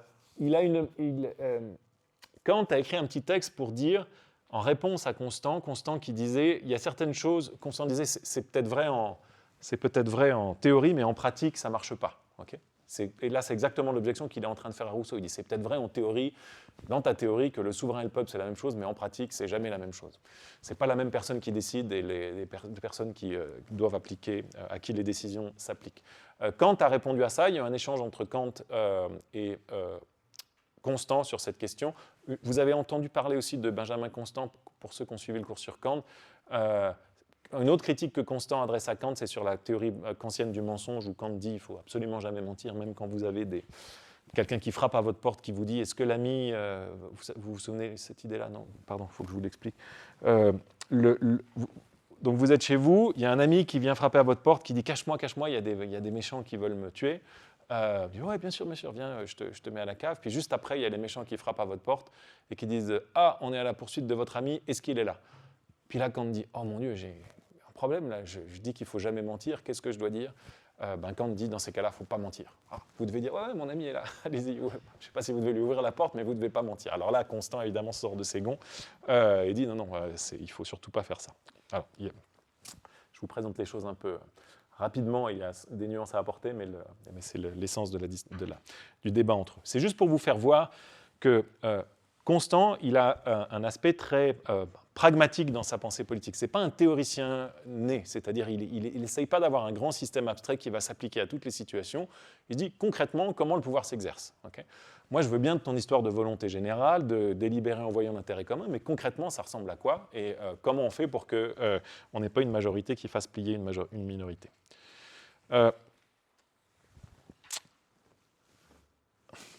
L'action qui se fait au nom de tous étant nécessairement de gré ou de force à la disposition d'un seul ou de quelques-uns, ça c'est l'action qui se fait au nom de tous étant nécessairement de gré ou de force à la disposition d'un seul ou de quelques-uns, quoi qu'il arrive, ce n'est pas tout le monde qui décide, le souverain ce n'est pas tout le monde, il en arrive qu'en se donnant à tous, il n'est point vrai qu'on ne se donne à personne. Ça, c'était Rousseau. Okay, en se donnant à tous, on se donne à personne. Je ne me donne qu'à tous. Non, en réalité, on va se donner à Guillaume, mais c'est lui qui décide. On se donne au contraire à ceux qui agissent au nom de tous. Okay, et ça, c'est la chose qui fait horreur, vous allez voir, à Constant. Il dit, c'est pas simplement une tyrannie que permet la pensée rousseauiste, c'est la pire des tyrannies. Parce que il y a le bon et le mauvais tyran, si vous voulez, pour Constant. Le bon tyran, c'est le tyran qui dit « Ok, moi, je fais tout pour moi, tout dans mon intérêt, donnez-moi tout votre argent et je vais aller m'acheter un yacht et tant pis pour vous, c'est moi qui ai les armes. Okay » Ça, c'est le bon tyran. Mais il y a le pire tyran, c'est celui qui dit « Non, mais je le fais pour vous parce que je suis dépositaire de votre intérêt général. Donnez-moi tout votre argent et au nom de la volonté générale, je vais m'acheter un yacht et passer des vacances sur la mer. Okay » Ça, c'est le comble de l'hypocrisie tyrannique. Et Constant dit, c'est à ça que conduit la pensée de Rousseau. Parce que dans les faits, le pouvoir du souverain va être dans les mains seulement de quelques-uns et pas de tous. Rousseau oublie que tous ces attributs préservateurs qu'il confère à l'être abstrait qu'il nomme le souverain résulte de ce que cet être se compose de tous les individus sans exception. Or, aussitôt que le souverain doit faire usage de la force qu'il possède, c'est-à-dire aussitôt qu'il faut procéder à l'organisation de l'autorité sociale, comme le souverain ne peut l'exercer par lui-même, il la délègue à tous, il la délègue et tous ses attributs disparaissent. Okay, donc le souverain, c'est nous tous, et bien on délègue tout ça, et dorénavant, c'est Guillaume qui prend les décisions. Donc Constant voit dans le système de Rousseau les germes d'une tyrannie qui ne dit pas son nom, qui est bien plus dangereuse qu'une tyrannie qui s'affiche comme telle, c'est ce que je vous disais à l'instant. En effet, le tyran, prétendant parler au nom du peuple, qui s'arroge la capacité de discerner la volonté générale, peut se prévaloir de la volonté générale et dire qu'il ne contraint pas les hommes, puisqu'il agit au nom de ce qu'ils veulent. Okay. Attendez, j'ai encore beaucoup de citations, excusez-moi, mais... Ouais, je fais encore ces deux citations-là, et puis on passe à la liberté des anciens et des modernes pour les 10 dernières minutes. Il est facile aux hommes puissants d'opprimer le peuple comme sujet, pour le forcer à manifester comme souverain la volonté qu'il lui dicte. Il ne faut pour cela que frapper individuellement de terreur les membres de l'association et rendre ensuite un hypocrite hommage à l'association en masse. La souveraineté étant une chose abstraite, et la chose réelle l'exercice de la souveraineté, c'est-à-dire le gouvernement étant nécessairement remis à des êtres d'une autre nature que le souverain, puisqu'ils ne sont pas des êtres abstraits, il faut prendre des précautions contre le pouvoir souverain. Bon, ça répète ce que je vous ai dit avant. Et ça, c'est la dernière que vous allez voir, c'est très bien. Ces représentants de la volonté générale ont des pouvoirs d'autant plus redoutables qu'ils ne se disent qu'instruments dociles de cette volonté prétendue et qu'ils ont en main les moyens de force ou de séduction nécessaires pour en assurer la manifestation dans le sens qui leur convient. Ce qu'aucun tyran n'oserait faire en son propre nom, ça c'est le bon tyran que je vous disais à l'instant, ceci le légitime par l'étendue sans borne de l'autorité sociale. L'agrandissement d'attributions dont ils ont besoin, ils le demandent aux propriétaires de l'autorité sociale, c'est-à-dire au peuple, dont la toute-puissance n'est là que pour justifier leurs empiètements. Les lois les plus injustes, les institutions les plus oppressives, sont obligatoires comme l'expression de la volonté générale. C'est-à-dire on arrive à des lois les plus injustes en disant « mais c'est la volonté générale, je suis le dépositaire de la volonté générale et c'est ça qui justifie mes lois injustes. Une chose que dit Benjamin, que je vous ai pas mis dans Benjamin Constant, que je ne vous ai pas mis dans les citations là, c'est que, étant donné le flou qu'entoure cette notion de volonté générale, qu'il n'est pas facile de voir, on dit raisonner en fonction du bien commun, mais qu'est-ce que c'est que le bien commun? C'est pas si simple. Ça sonne toujours comme du miel à nos oreilles, en disant oui, moi je raisonne en termes du bien commun. Mais c'est quoi le bien commun? C'est pas évident de mettre le doigt sur ce que c'est exactement. Ce flou-là, ça sert aussi le tyran à ce moment-là. Hein, parce que le tyran qui agit au nom de la volonté générale, il va pouvoir faire passer tout ce qu'il veut au nom de cette volonté-là. Il s'arroge le pouvoir de discerner quelle est la volonté générale, et il va l'imposer à tous, puisque lui-même, dorénavant, se présente comme le défenseur de la volonté générale. Bien. J'en viens pour terminer. Je vous ai dit au grand texte, au texte qui restait le plus célèbre de Benjamin Constant dans ses écrits philosophiques, qu'est l'opposition entre la liberté des anciens et la liberté des modernes.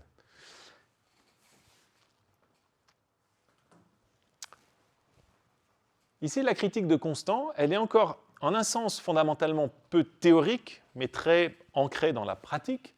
Il regarde ses contemporains, il se dit, en fait, les personnes autour de moi, elles sont attachées à une forme de liberté qui n'est plus du tout la liberté que Rousseau semble avoir en tête. Rousseau essaye de réinstituer une forme de liberté qui était la liberté des anciens, mais la liberté à laquelle on tient aujourd'hui, c'est plus ça. C'est plus la liberté de participer à un processus démocratique, de faire les lois, c'est la liberté de faire ce qu'on veut chez nous, de pouvoir planter des endives plutôt que des radis, de pouvoir aller faire une soirée avec des copains, ou de pouvoir choisir son travail, sa religion, etc. Ce n'est pas du tout la même liberté qui préoccupe nos citoyens aujourd'hui. Vous voyez que c'est une prémisse empirique. Hein. Alors, il n'a pas les outils empiriques pour établir que c'est le cas, mais il observe autour de lui et il pense que c'est ça aujourd'hui qui préoccupe ses concitoyens. Donc la liberté des anciens, on va revoir ce que ça veut dire dans un instant. Constant apprécie la liberté des anciens, il trouve que c'était bien, sans doute, c'était chouette d'être athénien et de pouvoir participer à la constitution des lois, discuter sur la place publique, etc. Mais ça ne correspond plus à l'esprit de l'homme moderne. L'homme moderne, dans l'idée de Constant, il a moins envie de participer à l'élaboration des lois que d'être protégé des intrusions du pouvoir dans ses décisions individuelles. Okay, ça, c'est le changement empirique que Constant pense avoir décelé chez ses contemporains. Voici ce qu'il dit. J'examinerai peut-être une fois le système du plus illustre de ces philosophes, de Jean-Jacques Rousseau, et je montrerai qu'en transportant dans nos temps modernes une étendue de pouvoir social, de souveraineté collective qui appartenait à d'autres siècles, ce génie sublime qu'animait l'amour le plus pur de la liberté a fourni néanmoins de funestes prétextes à plus d'un genre de tyrannie. Okay, donc ce qu'a fait Rousseau, aussi sublime qu'il soit, en essayant de réinstituer la liberté grecque, de la cité grecque ancienne à notre époque, c'est de fournir des prétextes aux tyrans contemporains. Donc la liberté des anciens, c'est ce que Berlin appelle la liberté positive. Ça repose sur la participation au pouvoir collectif, très faible séparation de la vie privée et de la vie publique. Constant prend un exemple de si vous étiez à Sparte et que vous changez le nombre de cordes sur votre guitare, sur votre lyre, eh bien vous pouviez être condamné à mort, ce qui est arrivé à Terpendre. Okay. Donc il n'y a pas de vie privée, pas de vie publique. Okay. Tout est réglementé par la vie publique. Mais comme on participe tous, en un sens, ça correspond à l'idéal rousseauiste. C'est nous qui faisons la loi collectivement. Comme citoyen, dans la liberté ancienne, il décide de la paix et de la guerre. Comme particulier, il est circonscrit, observé, réprimé dans tous ses mouvements. On comprend le contre-coup en un sens. On peut se dire, on peut avoir envie de ça. On peut se dire, ok, je renonce en partie à mes libertés privées, peut-être pas à toutes, mais grâce à ça, je peux participer à la vie collective. Mais dit Constant, c'est plus ce qu'on veut aujourd'hui. Okay, la liberté des modernes, c'est la liberté négative qui correspond à poursuivre son intérêt privé sans être entravé par les autres. Le but des modernes est la sécurité dans les jouissances privées. Il nomme liberté les garanties accordées par les institutions à ces jouissances. Okay. Donc moi, je veux que l'État n'intervienne pas dans ce que j'ai envie de faire. Cette liberté des modernes, Constant la qualifie d'anti-sacrificielle. Et là, vous voyez poindre une critique récurrente du libéralisme, qui est de dire, qui nous fait regarder avec nostalgie la dévotion à l'intérêt collectif, peut-être à l'époque d'Athènes, peut-être aussi qu'on idéalise la chose, c'est de dire, tout ce que je veux, moi, c'est qu'on me laisse faire ce que je veux à la maison, okay, que l'État ne me dise pas ce que je dois mettre dans mon frigo, comment je dois cuire mon œuf, etc. Donc il y a quelque chose de très individualiste dans cette vision de la liberté, d'anti-sacrificiel. On ne veut pas s'investir collectivement dans le fait de dessiner des lois. Le but des anciens était le partage du pouvoir social entre tous les citoyens d'une même patrie. C'était là ce qu'ils nommaient liberté. Le but des modernes est la sécurité dans les jouissances privées, et ils nomment liberté les garanties accordées par les institutions à ces jouissances. Faute d'avoir aperçu ces différences, des hommes bien intentionnés d'ailleurs ont causé des maux infinis durant notre longue et orageuse révolution. Donc là, évidemment, ils pensent à la terreur. Et là, vous avez toute la critique de la terreur que je vous lis en entier. Ce n'est d'ailleurs point à Rousseau, comme on le verra, que l'on doit principalement attribuer l'erreur que je vais combattre. Elle appartient bien plus à l'un de ses successeurs, moins éloquent, mais non moins austère et 1000 fois plus exagéré. Ce dernier, l'abbé de Mably, peut être regardé comme le représentant du système qui, conformément aux maximes de la liberté antique, veut que les citoyens soient complètement assujettis pour que la nation soit souveraine et que l'individu soit esclave pour que le peuple soit libre. L'abbé de Mably, comme Rousseau et comme beaucoup d'autres, avait, d'après les anciens, pris l'autorité du corps social pour la liberté, et tous les moyens lui paraissaient bons pour étendre l'action de cette autorité sur cette partie récalcitrante de l'existence humaine dont il déplorait l'indépendance. Le regret qu'il exprime partout dans ses ouvrages, il faudrait que je vous cite, j'aurais dû chercher des extraits de Mably, c'est effectivement gratiné, le regret qu'il exprime partout dans ses ouvrages, c'est que la loi ne puisse atteindre que les actions. Il aurait voulu qu'elle atteignît les pensées, les impressions les plus passagères, qu'elle poursuivît l'homme sans relâche, sans lui laisser un asile où il eût pu échapper à son pouvoir. À peine apercevait-il n'importe chez quel peuple, à peine apercevait-il une mesure vexatoire qu'il pensait avoir fait une découverte et qu'il l'a proposée pour modèle. Il détestait la liberté individuelle comme on déteste un ennemi personnel, etc. etc. Donc, l'abbé de Mably, c'est vraiment la personne honnie par Constant qui incarne la version la plus exagérée des thèses de Rousseau.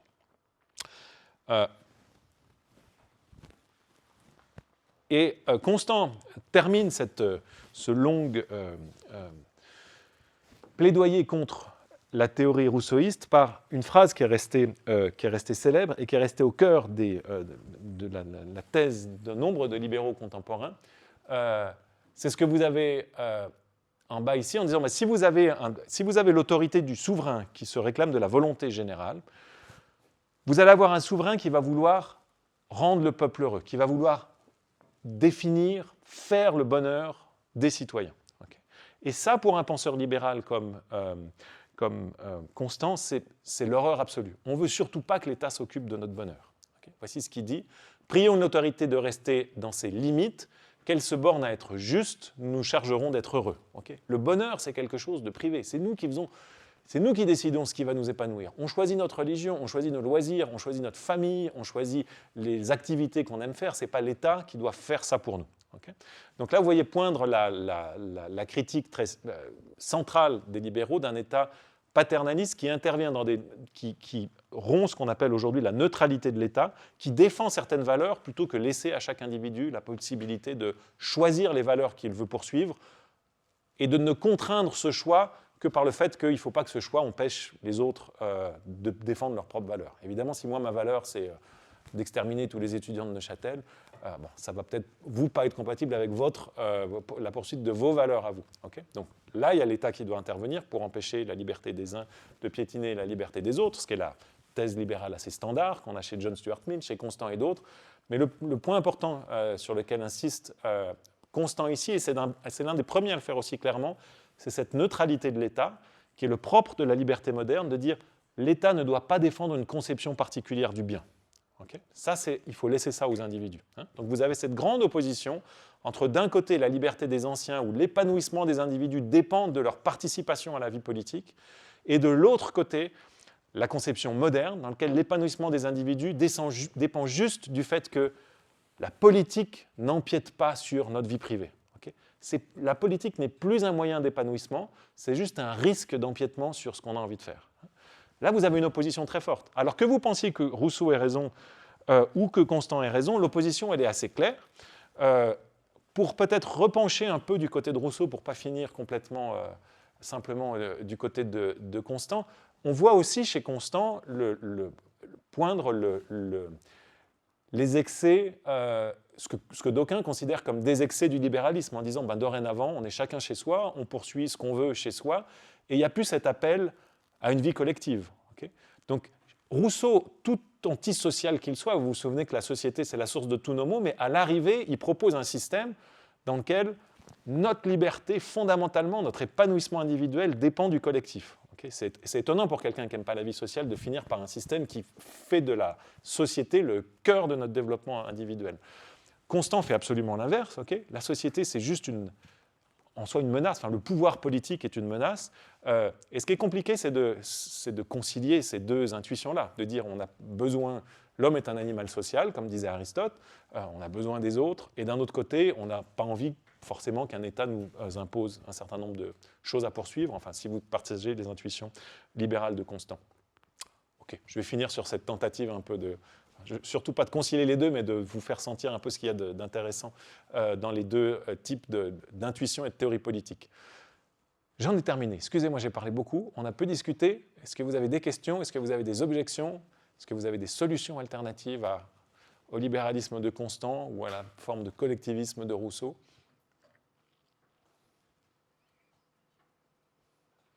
Qui vote Rousseau? Qui vote Constant? Il y a beaucoup d'abstentions, alors les autres, vous voyez. Oui. Une question, c'est vrai que j'ai l'impression que maintenant qu'on a ces deux vues, j'ai l'impression que dans beaucoup de philosophes, ils sont ancrés dans soit une conception, soit l'autre, une de ces deux, et je me posais la question s'il n'existait pas justement une troisième alternative, ou bien une troisième conception qui se dégagerait un peu des deux, parce que j'ai vraiment l'impression que c'est vraiment un peu les deux tendances qui existent. Alors, pour ceux qui ont suivi le cours de philo politique, une manière de voir ça, c'est de se dire Rousseau, il est généralement classé du côté du socialisme, ce qui n'est pas complètement vrai. Enfin, c'est vrai qu'il critique la propriété privée, c'est vrai qu'il a cette conception très collectiviste du pouvoir, comme je viens de dire, mais il a d'autres aspects où c'est pas Marx, mais en général, on le met de ce côté-là. Constant, c'est clairement quelqu'un qu'on met du côté des libéraux. Dans le triangle politique que propose le philosophe politique et économiste Friedrich Hayek, il y a une troisième possibilité, qui est ce qu'on appelle le conservatisme, okay, qui est une forme, et vous pouvez vous dire c'est un peu entre les deux, parce que le conservatisme partage avec Constant une approche empirique des questions politiques, il ne pense pas qu'il puisse y avoir des recettes générales sur comment organiser le pouvoir. Donc, vous voyez que la dernière partie de la thèse de Constant, c'est assez particulier, c'est-à-dire, ce n'est pas un argument philosophique pur, il regarde juste comment pensent les gens à son époque. Aujourd'hui, les gens tiennent à ça. Ce n'est pas que moi je suis d'accord ou que je trouve ça bien.